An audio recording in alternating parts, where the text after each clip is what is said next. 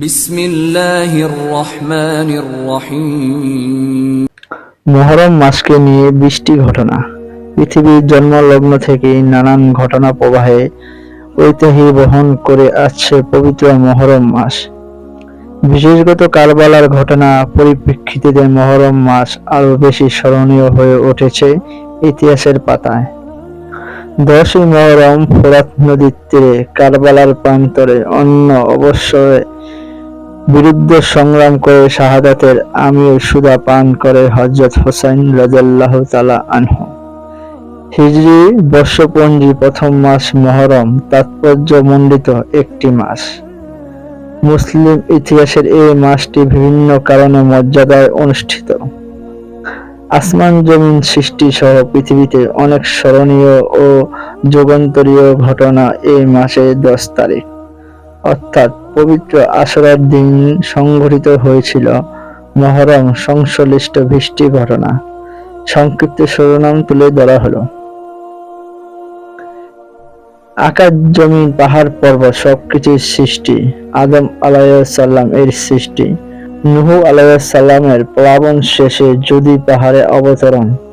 হযরত ইব্রাহিম আলাইহিস সালাম নমরুদের প্রজ্বলন্ত অগ্নিকুণ্ড থেকে মুক্তি লাভ।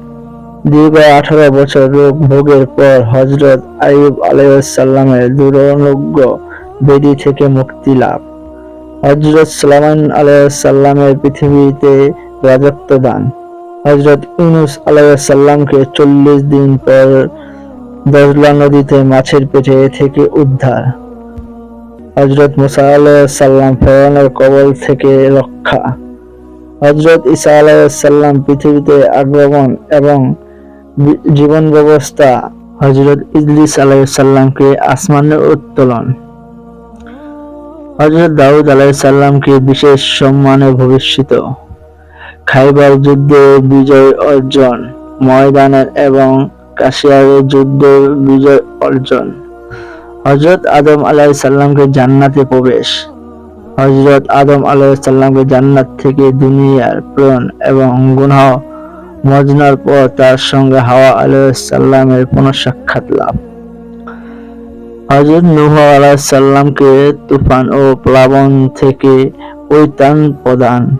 হযরত সুলাইমান আলাইহিস সালামকে হারানো বাদশাহী ফিরিয়ে দেওয়া। হযরত ইয়াকুব আলাইহিস সালামকে কৃতজ্ঞ হারানো পুত্র হযরত ইউসুফ আলাইহিস সালামের সঙ্গে সাক্ষাৎ লাভ। প্রিয় নবী হযরত মুহাম্মদ সাল্লাল্লাহু আলাইহি ওয়াসাল্লাম মক্কা শরীফ থেকে হিজরত করে মদিনা শরীফের আগমন।